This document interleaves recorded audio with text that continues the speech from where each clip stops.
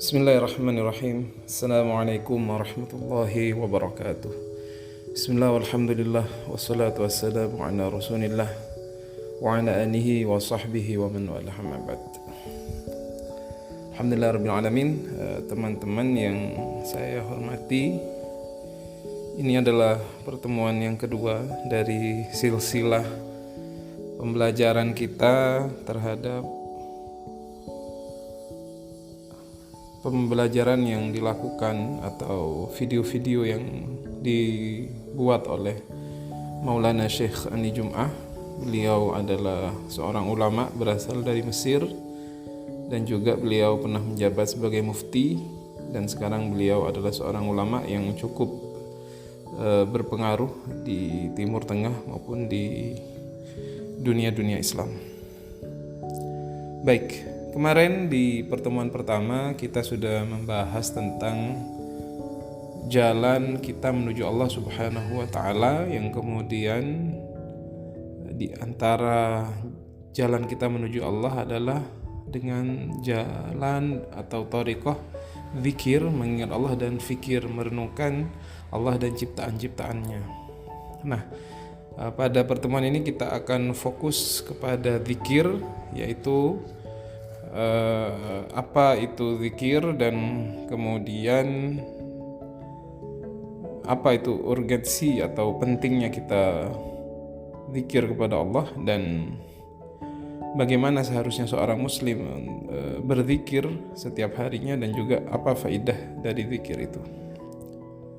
Baik, langsung kita mulai tentang zikir itu sendiri. Zikir sendiri artinya adalah mengingat. Katanya fadhkuruni adzkurkum, ingatlah engkau sekalian kepadaku, kata Allah, adzkurkum, maka aku akan mengingat kalian. Jadi zikir ini salah satu metode ketika manusia ingin mempunyai hubungan dengan Allah Subhanahu wa Ta'ala. Jadi sering kita mendengar ada majelis-majelis zikir begitu, tapi itu betul baik. Tapi sebenarnya kata Maulana Syekh Ani Jum'ah, zikir ini seharusnya bisa kita lakukan sepanjang waktu. Karena dari saking pentingnya zikir ini, sebagian ulama sampai mengarang kitab khusus mengenai zikir. Semisal Al-Imam Nawawi dalam kitab Al-Adhkarnya. Jadi zikir muslim dari pagi sampai bangun lagi, ya. Dari bangun tidur sampai bangun lagi, begitu. Kata beliau Syekh Ani Jum'ah, zikir ini termasuk ibadah yang banyak sekali dilupakan oleh masyarakat dewasa ini, ya. Walaupun dia banyak dilupakan, sebenarnya zikir itu sesuatu yang khafifun 'alal lisan, tsaqilun fil mizan. Dia ringan ketika diucapkan, tetapi nanti balasan ketika kita berada di akhirat itu sangat besar di mizan atau di timbangannya. Kemudian apa kemudian urgensi atau pentingnya dari zikir ini? Karena zikir ini urgensinya adalah bagaimana seorang hamba itu kemudian selalu mengingat kepada Allah Subhanahu wa Ta'ala. Jadi ketika Rasulullah menjelaskan sebuah hadis yang berbunyi la yazalu lisanuka rotban fi dzikrillah, dari saking pentingnya zikir ini sampai Rasulullah mengatakan ketika lisanmu selalu basah dengan zikir kepada Allah. Zikir bagaimana caranya? Jadi manusia dari mau tidur sampai bangun itu sudah diajarkan. Semisal kita sebelum tidur kita diajarkan doa sebelum tidur dan doa setelah tidur. Alhamdulillahilladzi ahyana ba'dama amatana wa ilaihin nusyur. Itu doa setelah tidurnya. Bahkan ada sebuah kisah teman-teman tentang orang yang kemudian diprediksi atau disaksikan oleh Rasulullah dia sebagai orang yang ahli surga. Jadi suatu hari ketika Rasulullah bersama dengan sahabat-sahabatnya, datanglah seorang. Kemudian Rasulullah bilang, ini calon penghuni surga. Begitu. Kemudian majelis berikutnya juga begitu. Ketika orang itu masuk untuk sholat begitu, dikatakan ini adalah calon penghuni surga. Waktu itu ada sahabat yang kemudian sangat ingin tahu kenapa kemudian orang itu bisa dikatakan oleh Rasulullah calon penghuni surga. Akhirnya orang itu membuat alasan bagaimana bisa dia tinggal di rumahnya lelaki yang dikatakan calon penghuni surga itu. Maka dia kemudian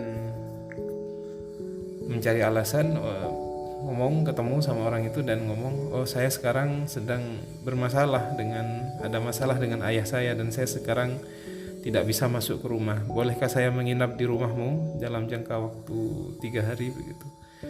Oh iya boleh katanya. Jadi dibolehkan. Akhirnya dia boleh untuk tinggal di rumahnya itu. Nah di rumahnya itu sangat heran sekali ketika yang sahabat yang ingin mencari tahu keadaan laki-laki ini.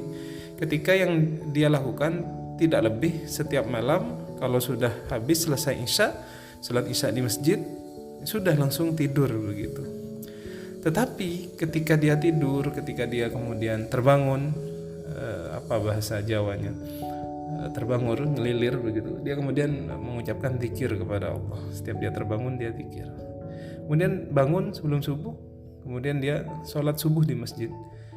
Jadi yang dia lakukan ketika sahabat itu melihat di rumahnya hanya melakukan ibadah-ibadah yang wajib saja, itu sholat berjamaah di masjid. Tidak ada sholat tahajudnya, tidak ada kemudian hal-hal yang kemudian sholat sunnah yang lain.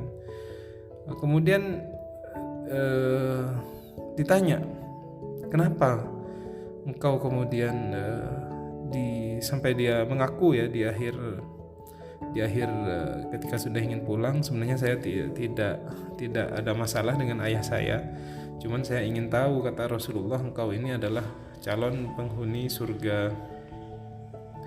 Dan akhirnya dia jawab, saya ketika setiap akan tidur, hati saya selalu saya bersihkan dengan cara saya memaafkan semua orang yang mungkin berbuat salah sama saya maafkan semua orang-orang itu. Nah, maka di sini terdapat dua faedah dari cerita ini. Yang pertama, orang ini hatinya bersih, selalu memaafkan setiap orang yang bersalah, orang yang zalim kepada dia. Dan kedua, dia ingat kepada Allah Subhanahu wa taala. Terlihat ketika terbangun di malam hari dia berzikir kepada Allah Subhanahu wa taala. Nah, maka di sini zikir bisa kita lakukan setiap hari, setiap saat. Apa susahnya misalkan ketika kita mengatakan subhanallah walhamdulillah wa la ilaha illallah wallahu akbar, dan ini disebut al-baqiyatus shalihat. Dua kalimat yang ringan di mulut, kalimatani khafifatani 'alal lisan thaqilatani fil mizan, subhanallah wa bihamdih subhanallahil azim. Dua kalimat yang ringan sekali di lisan kita, tetapi kemudian dia berat di timbangan nanti, yaitu subhanallah wa bihamdih subhanallahil azim. Dan juga kita harus mengikat kegiatan-kegiatan kita setiap harinya itu dengan zikir kepada Allah. Sebelum makan kita berzikir dengan mengatakan bismillah. Setelah makan kita kemudian mengatakan alhamdulillah. Sebelum masuk kamar mandi kita mengatakan Allahumma inni a'udzubika minal khubuthi wal khaba'ith. Keluar kamar mandi kita mengatakan ghufranak. Mau masuk masjid kita Allahumma kita berdoa. Kemudian keluar masjid juga berdoa. Begitu, semuanya berdoa dan diikat dengan zikir kepada Allah Subhanahu wa taala. Termasuk zikir di sini adalah kita membaca Al-Qur'anul Karim. Jadi zikir itu banyak sekali dan mudah untuk dilakukan. Semisal kita sedang berjalan, tidak melakukan apa-apa, kenapa kita tidak isi dengan mengatakan subhanallah, subhanallah, subhanallah, atau berselawat kepada Nabi Muhammad. Atau ketika kita sedang berada di mobil, kita berzikir kepada Allah Subhanahu wa ta'ala. Baik, kemudian yang terakhir, faidah apa yang kita peroleh dari zikir ini, Maulana Syekh Ali Jum'ah mengatakan di antara faedahnya yang pertama adalah melembutkan hati kita. Kemudian yang kedua adalah mencegah kita berbuat maksiat. Saya kira ini penting sekali, karena ketika kita selalu berhubungan dengan Allah, maka kita akan susah untuk bermaksiat kepada Allah. Walaupun maksiat ini tentunya bisa saja terjadi kepada manusia ketika lalai. Kemudian juga faedah dari zikir, apabila kita melakukannya kita bisa khusyuk dalam sholat.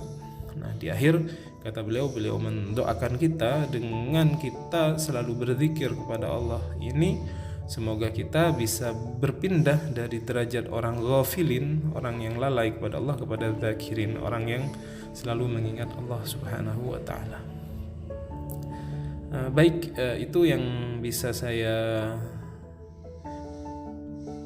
sarikan dari video yang saya akan sertakan nanti di link di deskripsi video ini, video asli dari Maulana Syekh Ali Jum'ah tentang zikir dalam acara beliau At-Tariq Ilallah atau Tariquna Ilallah.